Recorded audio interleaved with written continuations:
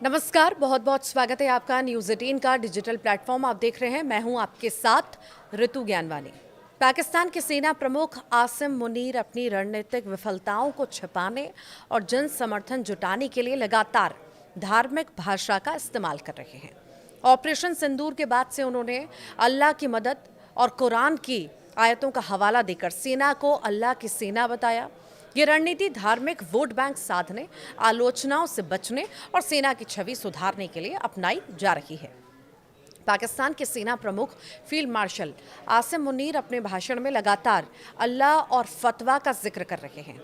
हाल ही में मुनीर की एक स्पीच वायरल हो रही है और इस स्पीच में वो ऑपरेशन सिंदूर का जिक्र भी कर रहे हैं। इस दौरान उन्होंने कहा कि भारतीय सेना का दबाव जब चरम पर था तब पाकिस्तानी सेना को अल्लाह की मदद यानी डिवाइन हेल्प ने बचाया है। हमने अल्लाह की मदद को आते हुए देखा और इसको महसूस किया।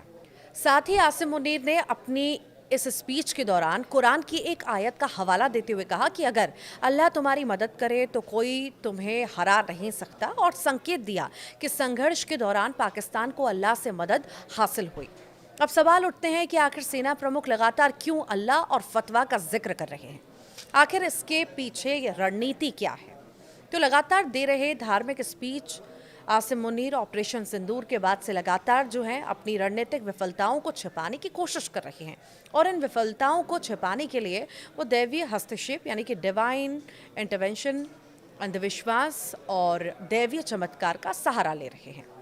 अब तक ऑपरेशन सिंदूर के बाद वो कई बार लोगों का ध्यान खींचने के लिए अपनी स्पीच में खुदा का नाम लेते हुए सुनाई दिए हैं। कब कब आखिर अल्लाह का नाम लिया उन्होंने? तो इस साल भारत के साथ सैन्य तनाव, आंतरिक सुरक्षा हालात और राजनीतिक संकट के बीच मुनीर ने कई मौकों पर अपने भाषणों में अल्लाह का नाम लिया। भारत के साथ मई में हुए सैन्य टकराव के बाद उन्होंने कहा कि पाकिस्तान को अल्लाह की मदद मिली और उसको इसका फायदा हुआ। सैन्य अधिकारियों और धार्मिक कार्यक्रमों में उन्होंने कुरान की आयतें पढ़ी, जैसे अगर अल्लाह मदद करे तो कोई हरा नहीं सकता, आंतरिक अस्थिरता, आतंकवाद और बलूचिस्तान, खैबर पख्तूनख्वा जैसे इलाकों की स्थिति पर बोलते हुए उन्होंने इसे ईमान की लड़ाई जैसे शब्दों से जोड़ा है। उन्होंने कहा है कि ये अल्लाह की सेना है। पाकिस्तान के सेना प्रमुख फील्ड मार्शल आसिम मुनीर ने पिछले महीने भारत पाकिस्तान के बीच हुए टकराव का जिक्र करते हुए एक बार फिर धार्मिक भाषा का जो इस्तेमाल किया था।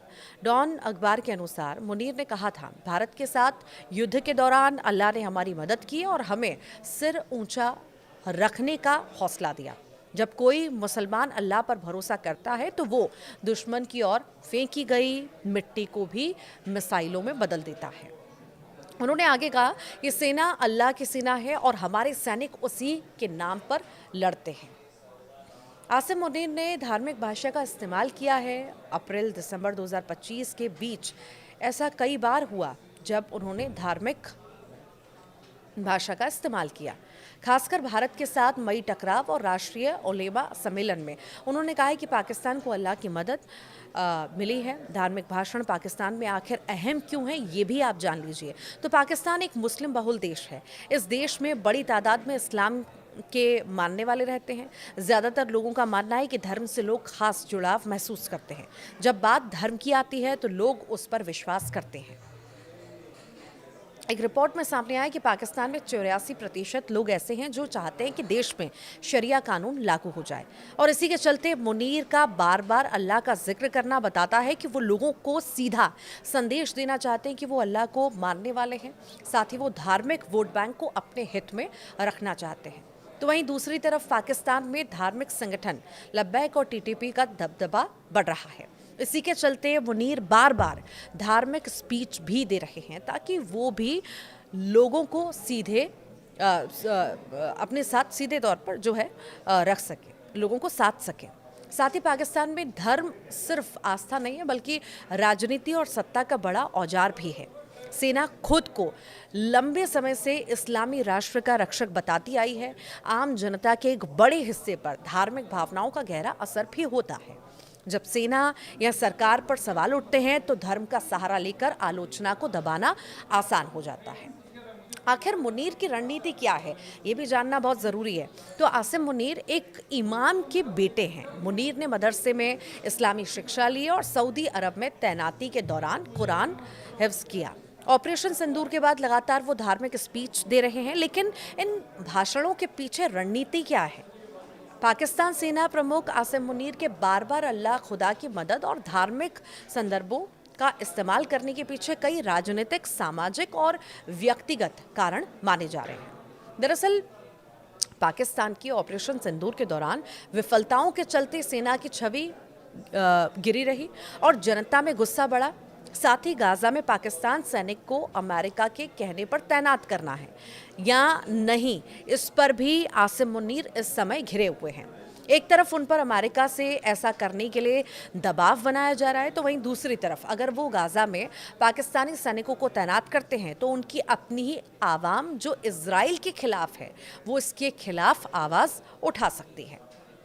तो वहीं इमरान खान को लेकर हलचल अब तेज है। इसी के साथ ही इस वक्त देश में पूर्व प्रधानमंत्री इमरान खान को लेकर भी हलचल तेज है। इमरान खान की गिरफ्तारी और सजा के बाद सेना पर राजनीतिक दखल के आरोप भी लगना शुरू हो चुके हैं। ऐसे में धार्मिक भाषा से वो सेना को ईश्वर की राह पर चलने वाली संस्था के रूप में पेश करना चाहते हैं।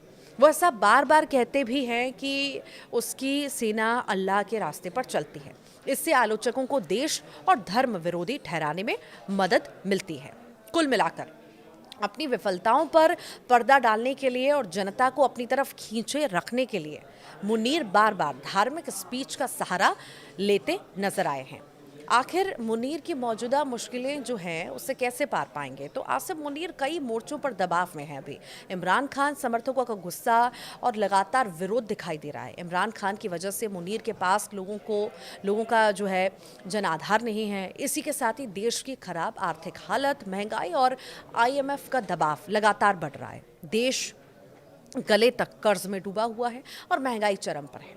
आतंकवाद मुश्किल बन रहा है। इसी के साथ ही अफगानिस्तान के साथ ही जो है तनाव भी छिड़ा हुआ है। मुश्किल लगातार बढ़ रही है। पाकिस्तान में आतंकवाद और अलगाववादी हिंसा में बढ़ोतरी लगातार हो रही है।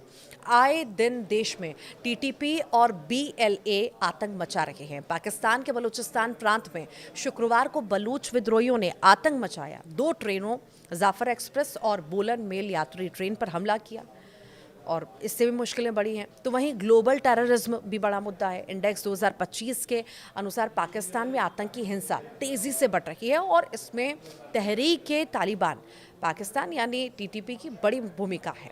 साल 2024 में TTP ने पाकिस्तान में 482 आतंकी हमले किए, जिनमें 558 लोगों की मौत हो गई। ये पिछले साल के मुकाबले लगभग 2 गुना बढ़ोतरी है। तो पूरे पाकिस्तान में 2024 के दौरान आतंकवाद से कुल 1081 लोगों की जान गई, जो 45% की बढ़ोतरी है। इनमें ज़्यादातर हमले खैबर पख्तूनख्वा प्रांत में हुए हैं, जहां TTP के 96% हमले दर्ज किए गए। इन हालात में धर्म एक ऐसा सहारा बन जाता है जिससे सेना खुद को मजबूत और नैतिक रूप से सही दिखा सके। मुनीर का बार बार अल्लाह और धार्मिक शब्दों का इस्तेमाल सिर्फ आस्था नहीं है, बल्कि सत्ता, राजनीति और संकट प्रबंधन का हिस्सा है। जब हालात हाथ से फिसलते दिखते हैं तब पाकिस्तान की सत्ता संरचना अक्सर धर्म की ओर लौटती है और इस साल मुनीर उसी रास्ते पर चलते दिखाई भी दे रहे हैं। पहले भी उन्होंने धर्म का सहारा लिया है। पाकिस्तान में सेना लंबे समय से धर्म का सहारा लेकर अपनी ताकत को जायज़ ठहराती रही है। जनरल जिया उल हक के समय से इस्लाम को राज्य और सेना की नीति से जोड़ दिया गया ताकि सत्ता पर पकड़ मजबूत रहे। सेना को अल्लाह की सेना बताकर राजनीतिक फैसलों और दमन को धार्मिक रूप दिया गया। जिया भी अपने समय में सेना को अल्लाह की सेना बताते रहे। आज आसिम मुनीर भी उसी रास्ते पर चलते दिख रहे हैं। अपने भाषणों में बार बार अल्लाह और धर्म का जिक्र करके वो सेना को धार्मिक रूप से श्रेष्ठ दिखाना चाहते हैं ताकि जनता का समर्थन मिले और राजनीतिक विरोध को कमज़ोर किया जा सके। आप क्या सोचते हैं, ज़रूर बताइएगा।